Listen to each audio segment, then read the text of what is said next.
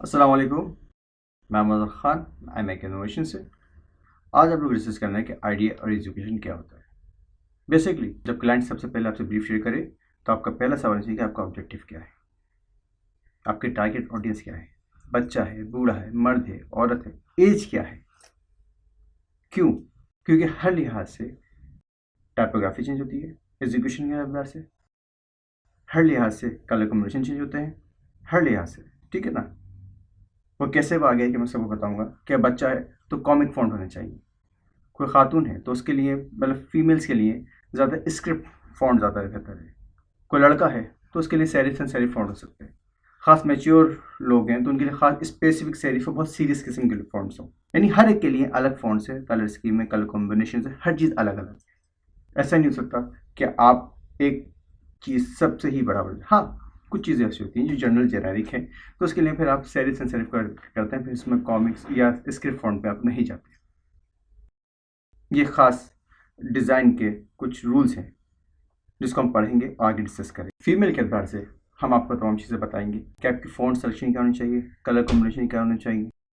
Mail के अतबार से आपको बताएंगे कोई प्रोडक्ट या कोई कैंपेन डिज़ाइन होगी मेल के लिए तो उसके कलर क्या होंगे, उसकी फ़ॉन्ट्स क्या होंगे, उसके लेआउटिंग किस तरह की होनी चाहिए, वो भी बताया जाएगा कि किस तरह से।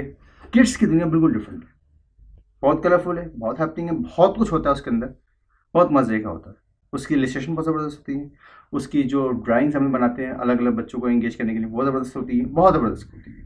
ठीक है ना। और अगर मेच्योर 40+ अगर मेल के लिए कोई है, यानी कि कॉर्पोरेट सेक्टर्स के लिए है या कोई ऐसी कैंपेन है जो सिर्फ और सिर्फ मर्दों को हिट करनी है, वो प्रोडक्ट की कैंपेन, तो उसकी तमाम जो आउटकम है वो डिफरेंट होगा। आगे आगे हम ये सब चीज़ें पढ़ेंगे।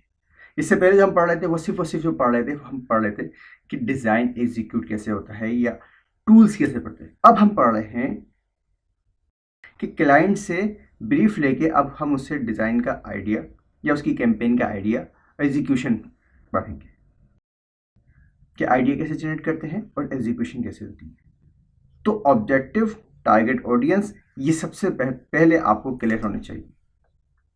अब दूसरी चीज़, आपका जो टारगेट ऑडियंस है प्राइमरी, वो शहरी इलाके में रहता है या किसी मुज़फ़ाती या गांव वगैरह में रहता है, इससे भी फ़र्क पड़ता है कम्युनिकेशन में। वहाँ पे आप बहुत अगर सख्त किस्म की अगर वहाँ पे बहुत ज़्यादा फॉर्मल किस्म की आप इंग्लिश इस्तेमाल करेंगे तो वो नहीं। उसके लिए बेहतर है कि वहाँ की जो लोकल एरियाज़ की लैंग्वेज हो, वो जो भी हो आप वो यूज़ करें। अगर आप सिटी एरिया में तो यहाँ पे उर्दू इंग्लिश दोनों चल सकता है, कोई इशू नहीं, मगर वहाँ के लिहाज से उस लैंग्वेज पर चाहिए जहाँ पे लोगों को ज़्यादा उबूर हो, क्योंकि ज़ुबानी वो चीज़ है जो इजीली आप गाइड कर सकते हैं। ठीक है, विजुअली आप दिखा रहे होंगे, पिक्चर से दिखा रहे होंगे, लेकिन जो उस पर कैप्शन होंगे, टैगलाइंस होंगी, ये भी बहुत अहमियत रखती है। तो हम वक्त फ़वक़्त जो पढ़ेंगे वो इस चीज़ के बारे में पढ़ेंगे। ठीक है, उम्मीद करता हूँ कि मेरी बात समझ में आएगी। इंशाल्लाह आगे चलते रहेंगे और हम इस चीज़ को डिस्कस करते रहेंगे। Okay, thank you. ओके, अल्लाह हाफिज़।